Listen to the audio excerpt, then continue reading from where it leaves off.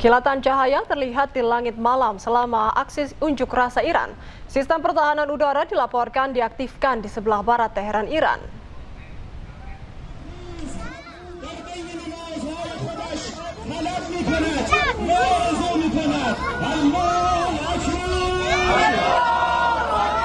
Kilatan cahaya terlihat di langit malam saat sistem pertahanan udara dilaporkan diaktifkan selama demonstrasi pro pemerintah di sebelah barat Teheran pada Kamis.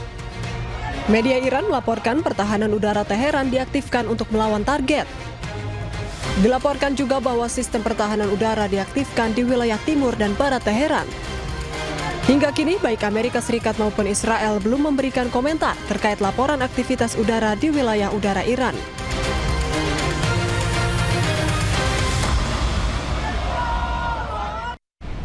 Militer Iran kembali melakukan serangan ke wilayah sekitar Erbil, Kurdistan, Irak. Serangan Iran ini menargetkan kelompok separatis anti-Iran di wilayah tersebut.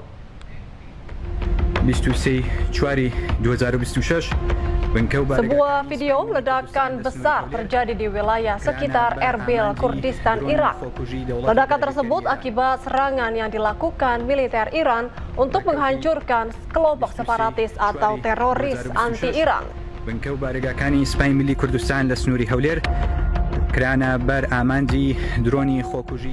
Saat Presiden Amerika mengumumkan perpanjangan gencatan senjata sepihak, Iran pamerkan drone berwarna pink di Ahvaz, Iran. Pasukan Garda Revolusi Islam Iran juga mengecat rudal balistik dengan warna biru.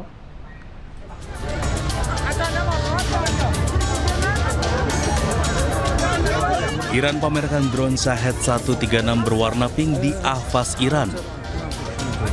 Drone dicat dengan warna pink sesuai permintaan anak perempuan di Iran. Drone Shahed 136 merupakan drone kamikaze yang dirancang untuk serangan darat jarak jauh dan mampu membawa hulu ledak hingga 50 kg. Selain itu, pasukan Garda Revolusi Islam Iran juga mengecat rudal balistik dengan warna biru sesuai permintaan anak-anak di Iran. Rudal ini dipersiapkan untuk kesiapan siaga Iran pada kondisi konflik yang saat ini bergejolak di Timur Tengah.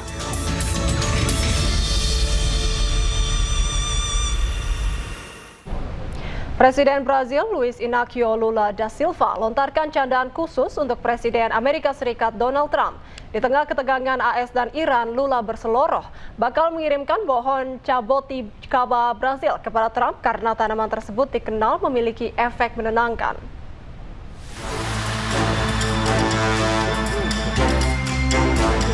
Presiden Brazil Luiz Inácio Lula da Silva melontarkan candaan khusus untuk Presiden Amerika Serikat Donald Trump. Di tengah ketegangan AS dan Iran, Lula berseloroh bakal mengirim pohon jaboticaba Brazil kepada Trump. Sebab tanaman tersebut dikenal memiliki efek penenang. Agora quando eu viajar, eu vou tentar levar pezinho de jabuticaba pro Xi Jinping, vou tentar levar pro Trump para acalmar ele, dizer para ele que jabuticaba é calmante, sabe? Levar maracujá, porque sabe o que acontece? O Brasil tem potencial extraordinário, mas muitas vezes nós não sabemos aproveitar. Pernyataan tersebut dilontarkan Lula saat berkunjung ke perusahaan penelitian pertanian Brasil di Planaltina. AS dan Iran menyepakati gencatan senjata pada 8 April setelah 5,5 minggu pertempuran. Krisis energi global di sekitar Selat Hormuz, kedua belah pihak saling menuduh melanggar gencatan senjata.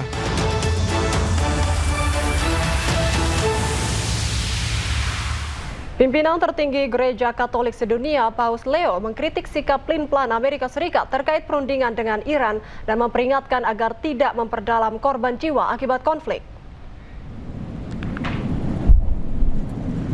Paus Leo menyerukan sikap budaya baru terhadap perdamaian dan mendesak negara-negara untuk memprioritaskan dialog dan diplomasi daripada eskalasi. Paus Leo juga mengkritik perubahan posisi Amerika Serikat saat negosiasi sedang diupayakan. Hal ini menciptakan situasi yang kacau dan kritis bagi ekonomi global dan penduduk di Iran yang tidak bersalah menderita karena perang. Tetapi juga ada seluruh penduduk di Iran, orang-orang yang tidak bersalah yang menderita karena perang ini. La questione di Iran è evidentemente molto complessa. gli stessi trattative che stanno trattando di fare. Un giorno Iran dice sì, Stati Uniti dice di no e viceversa, non sappiamo dove va, che ha creato ancora questa situazione caotica, critica per l'economia mondiale. Ma poi anche c'è tutta una popolazione in Iran di persone innocenti che stanno soffrendo per questa guerra.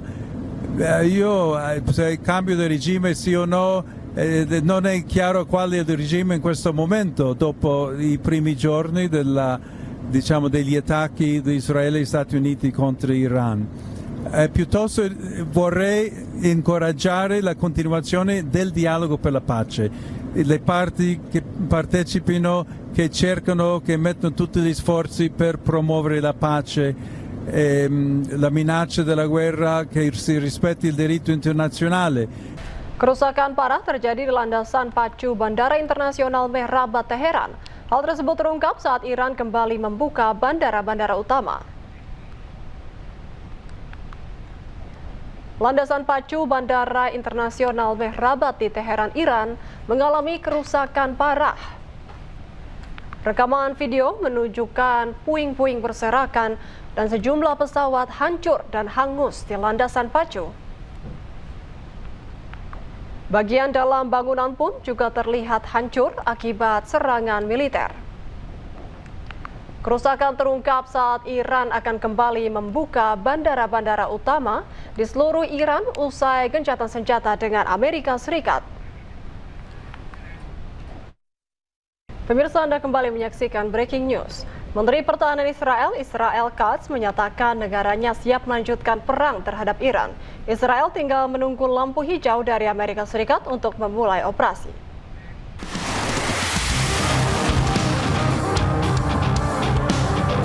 Israel kembali membuat publik geram. Kali ini Israel menyatakan siap melanjutkan perang dengan Iran. Bahkan Menteri Pertahanan Israel menyebut akan membuat Iran kembali ke zaman batu. ישראל ערוכה לחידוש המלחמה מול איראן. צה"ל ערוך בהגנה ובהתקפה ומטרות מסומנות. ממתינים לאור ירוק מארצות הברית, בראש ובראשונה כדי להשלים את חיסול שושלת חמינאי, יוזם תוכנית ההשמדה נגד ישראל, ואת מחליפי המחליפים של מנהיגות משטר הטרור האיראני.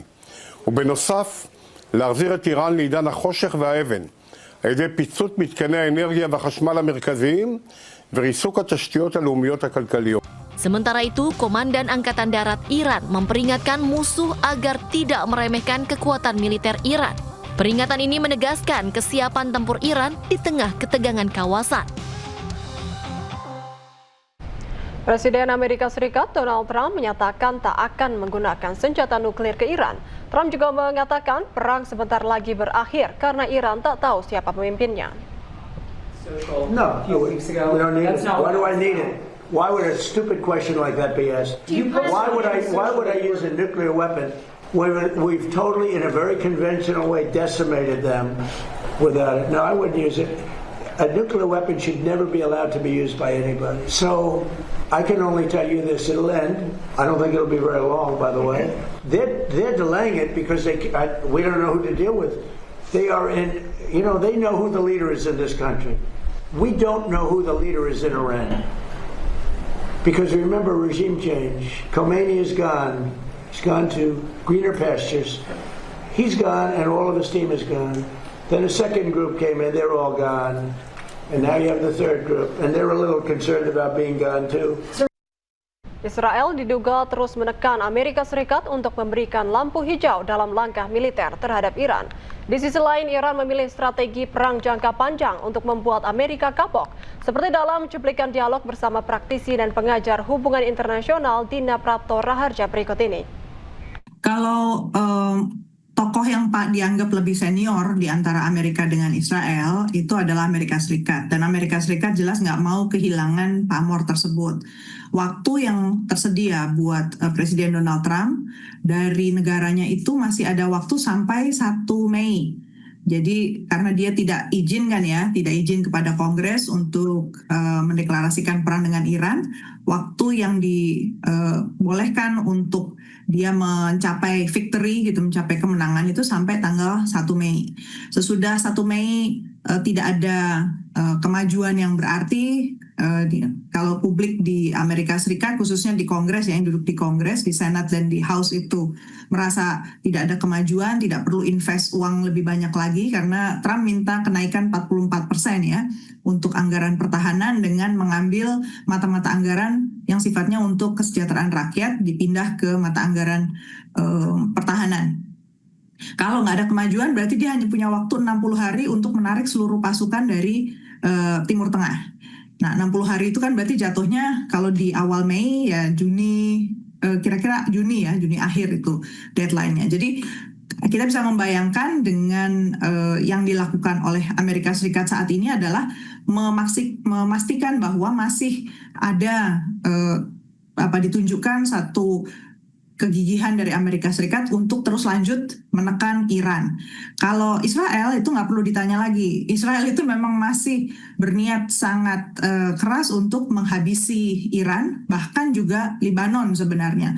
Jadi kalau saya cermati di media-media Israel, itu intinya Israel itu justru percaya diri perang ini telah membawa lebih banyak investasi, khususnya di bidang high technology ya, ke Israel karena negara-negara lain itu menganggap Israel itu ternyata bisa ya terus terdepan di bidang teknologi dan bisa menghancurkan begitu banyak pihak. Setidaknya demikian yang dikampanyekan gitu untuk menunjukkan bahwa Israel itu masih sangat kuat. Jadi berarti dari sisi Israel itu merasa bahwa perang ini justru mendatangkan lebih banyak keuntungan dan dibandingkan ruginya gitu. Jadi kita bisa membandingkan kemudian simbiose mutualisme lah ya antara Israel dengan Amerika Serikat, sehingga yang kita saksikan tadi mereka masih terus mengeluarkan statement yang keras terhadap Iran meskipun kata-katanya itu gencatan senjata dan sudah dilakukan serangan juga kepada Lebanon di masa gencatan senjata ini, berarti memang nggak ada niat untuk menyudahi perang ya. Ya, baik. Tapi kalau menurut Anda, dengan adanya serangan-serangan yang masih terjadi di tengah gencatan senjata antara Israel dengan Lebanon, bukannya itu justru dari sudut pandang Israel ini mereka melanggar aturan-aturan? Ya, kalau Israel kita nggak perlu pertanyakan kenapa mereka melanggar aturan. Yang penting tujuan mereka tercapai.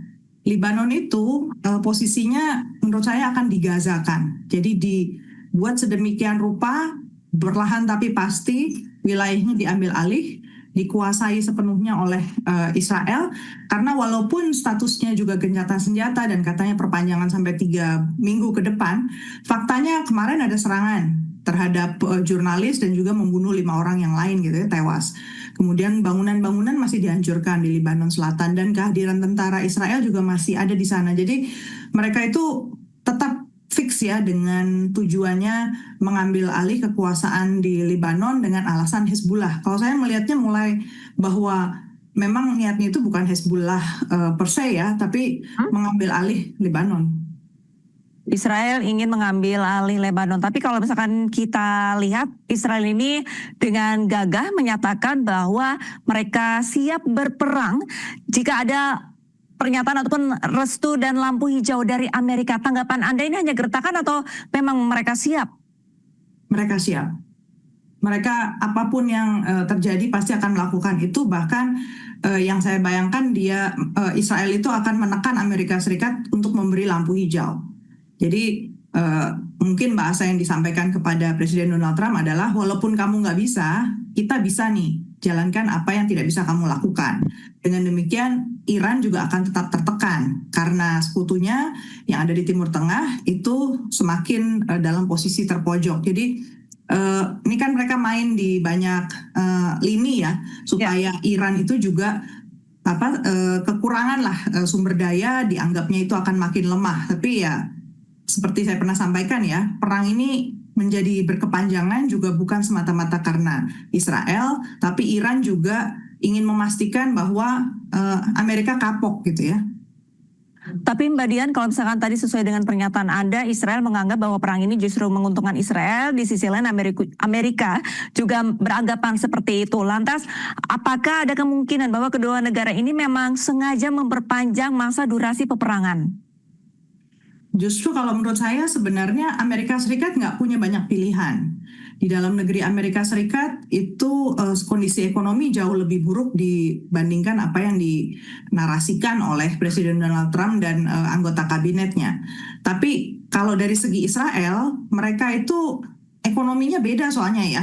Mereka itu memang basisnya itu adalah perang. Mereka menggunakan perang sebagai alat ya untuk mengundang investasi, kemudian juga untuk meyakinkan bahwa cara-cara militer itu adalah yang lebih baik. Sebenarnya kalau di Amerika Serikat, cara militer ini bukan satu-satunya cara yang dianggap bisa menciptakan keuntungan buat ekonomi Amerika Serikat. Jadi masih ada polarisasi di situ. Sementara kalau di Israel, sekarang posisinya itu perang is everything gitu ya. Forever war itu udah jadi satu moto buat mereka. Mbak Dina, berbicara mengenai strategi militer yang dilakukan oleh Amerika ini, kan kita ketahui Amerika tengah menyandra kapal tanker dari Iran, dan begitu juga sebaliknya, Iran juga sama. Menurut Anda, dengan adanya saling adu sandra kapal untuk negosiasi ke depannya nanti, apakah kira-kira akan tercapai dalam jangka waktu dekat? Tidak akan tercapai dalam waktu dekat. Menurut saya Iran akan dalam posisi jual mahal pada Amerika Serikat. Jadi mengulur waktu untuk mengajukan apa yang dia inginkan, dan dia nggak percaya lah. Iran itu pada dasarnya udah sampai di titik nggak percaya pada Donald Trump. Dan hari ini kan dengan statement Donald Trump pun kita bisa lihat memang belum ada hal yang bisa dipegang gitu dari Amerika Serikat ya. Intinya mereka akan terus menggempur Iran dan berusaha untuk melemahkan bukan hanya Iran tapi negara-negara yang dianggap sebagai tempat bagi sekutunya Iran. Jadi kalau kita deteksi lagi ya, kita telusuri lagi apa yang pernah disampaikan oleh Iran menjadi satu titik yang bisa membawa Iran ke meja perundingan, intinya adalah pengakuan terhadap kedaulatan Iran, dan Iran udah nggak mau lagi diperlakukan sebagai negara pariah gitu kan, yang diberi sanksi, diembargo, dicurigai, disudutkan. Itu yang Iran akan berusaha membalik, dan dengan posisi Amerika Serikat, Donald Trump yang sudah semakin terkuras sumber daya keuangannya, dan dukungan publiknya itu makin menurun, karena di Amerika Serikat itu dukungan popularitas terhadap Donald Trump itu sudah sampai di kisaran 30%-an aja. Jadi angka ini kalau dilanjutkan sampai menuju bulan November, sebenarnya yang lebih nggak bisa bertahan itu Trump.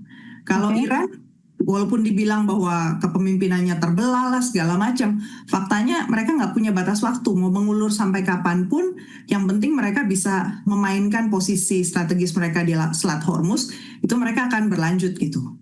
Berbicara Selat Hormuz, Mbak Dina, menurut Anda apakah Selat Hormuz ini menjadi penentu perdamaian dari kedua negara, bukan dari segi nuklirnya? Betul. Nuklir menurut saya non-negotiable itu buat Iran. Jadi masih lama sekali, panjang itu. Kalaupun mau Iran, mereka menghendaki ada multilateral mekanisme bersama, join beberapa negara untuk mengawasi atau bekerja sama lah soal pengembangan nuklir, tapi nggak pernah mau menghapus nuklir. Sementara kalau Hormuz, kesan saya masih ada titik-titik negosiasi. Selama Iran setuju dengan skema kerjasama, manajemen, kemudian juga penarikan dana di sana untuk membayar kerusakan infrastruktur yang disebabkan oleh perang ini, mungkin masih ada persetujuan dari Iran. Tapi tadi kuncinya menurut saya nggak akan terjadi di zaman Trump. Jadi Irannya akan menunggu sampai selama mungkin, sampai mungkin Trump turun. Syukur kalau mungkin bahagianya mereka ya, syukur kalau di impeach lebih awal, maka Iran bisa memulai negosiasi lebih cepat. Tapi selama Trump berkuasa, menurut saya mereka udah cukup trauma nih, si Iran dengan Trump. Nggak percayanya itu sudah luar biasa lah. Di tengah situasi gencatan senjata antara Israel dan Lebanon, militer Israel dilaporkan meledakkan sejumlah bangunan di kota Hayam, Lebanon Selatan.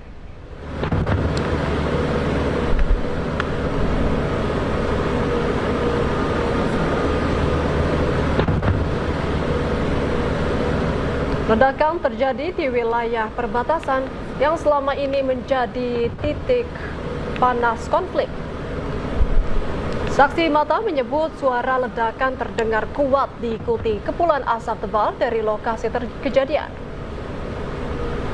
Belum diketahui pasti tujuan operasi tersebut, namun diduga berkaitan dengan target militer diduga milik kelompok Hizbullah.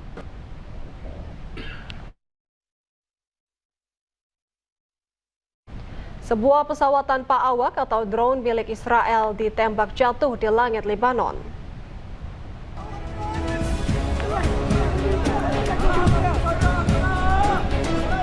Drone milik Israel hancur usai ditembak jatuh oleh pejuang Hizbullah di Lebanon Selatan. Drone hancur dan terbakar usai terkena pertahanan udara. Meski gencatan senjata di Lebanon diperpanjang oleh Presiden Amerika Serikat Donald Trump, Israel terus menggempur wilayah Lebanon Selatan.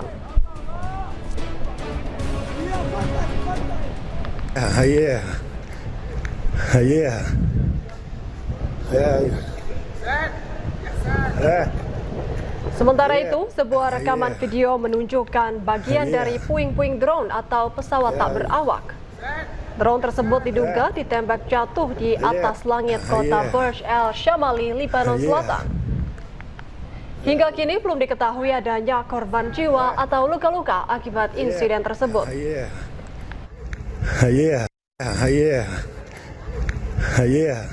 Di tengah kesepakatan gencatan senjata, Israel masih gempur Lebanon.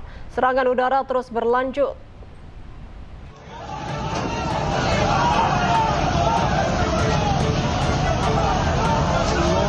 Upaya memperpanjang gencatan senjata antara Israel dan Lebanon yang diumumkan Presiden Amerika Serikat Donald Trump langsung diuji di lapangan. Hanya beberapa jam setelah kesepakatan itu diumumkan, militer Israel dilaporkan kembali melancarkan serangan udara dan artileri ke wilayah selatan Lebanon. Serangan udara militer Israel menyebabkan kerusakan signifikan pada bangunan dan infrastruktur serta memicu kepanikan warga. Serangan terjadi pada Jumat dini hari dengan menyasar sejumlah titik strategis di kota Haldah, kota Tauline, dan distrik Tire.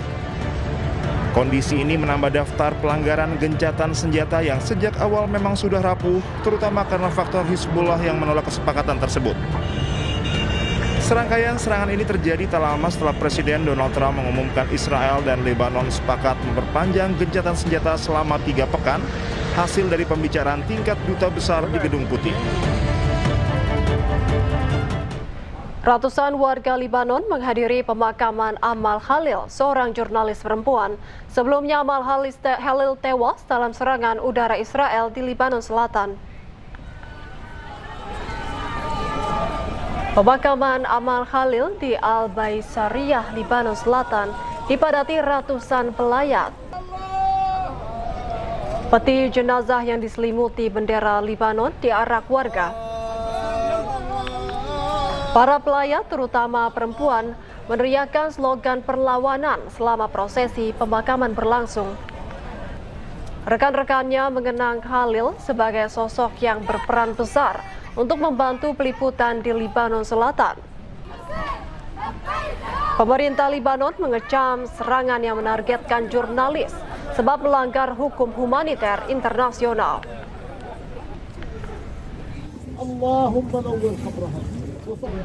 Sebelumnya, jurnalis Lebanon Amal Khalil tewas setelah menjadi target serangan drone militer Israel. Palang Merah Lebanon yang hendak menolong Amal juga mendapat serangan.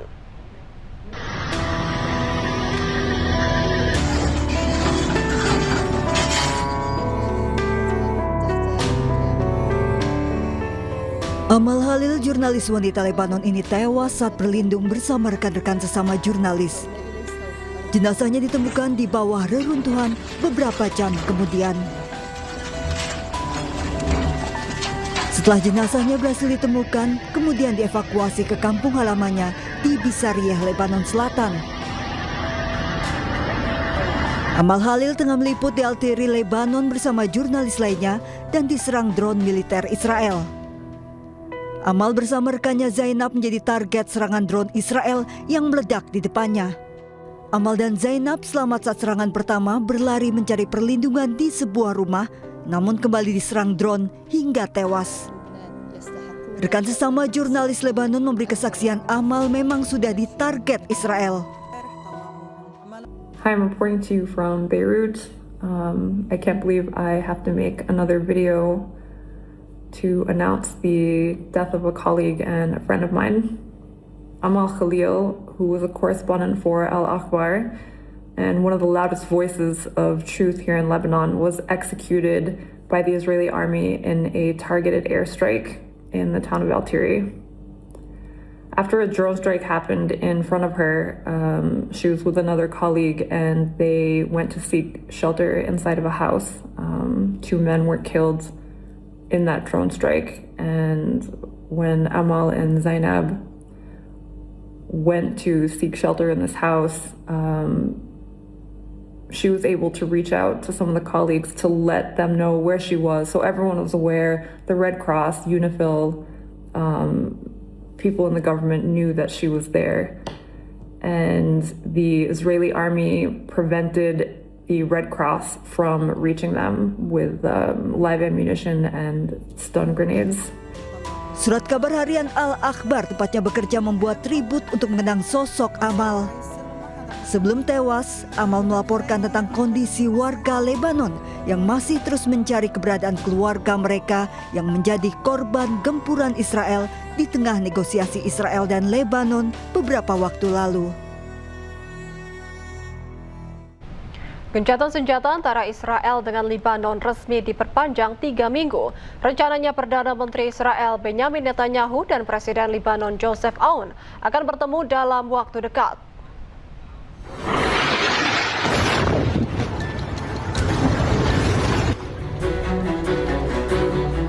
Lebih dari 1 bulan Israel menyerang Lebanon. Serangan ini menewaskan 2.400 orang dan menghancurkan 62.000 rumah. Selain itu, lebih dari 1 juta orang juga mengungsi sejak dimulainya kembali pertempuran antara Israel dan Hizbullah pada 2 Maret 2026 lalu. Tank Israel melakukan invasi darat di Lebanon Selatan meski dalam masa gencatan senjata.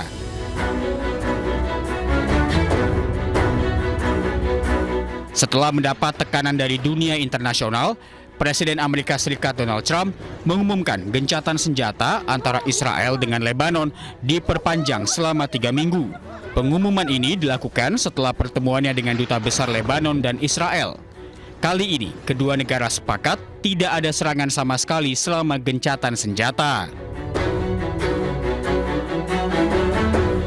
Many years and it doesn't happen much, although they like each other. I found that out today and I've sort of heard about that. They actually like each other, Lebanon and Israel.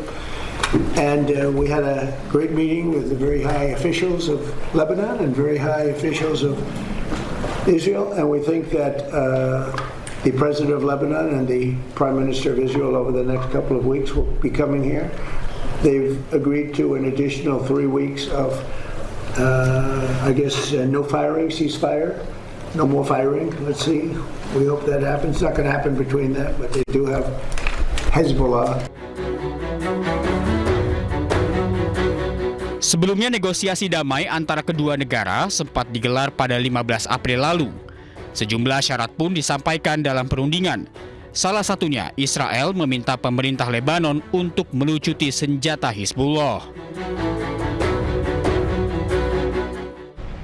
Militer Israel terus menggempur infrastruktur Hizbullah. Salah satunya pusat komando Hizbullah yang berada di bawah tanah dengan kedalaman 25 meter di Lebanon Selatan.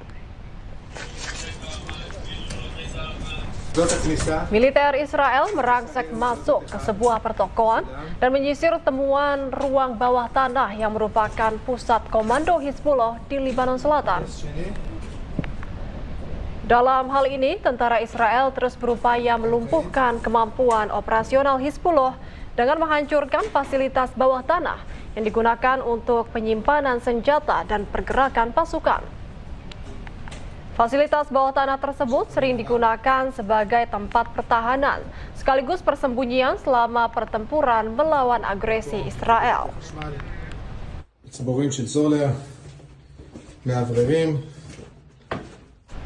Pemirsa, informasi lainnya akan hadir sesaat lagi. Kami akan segera kembali.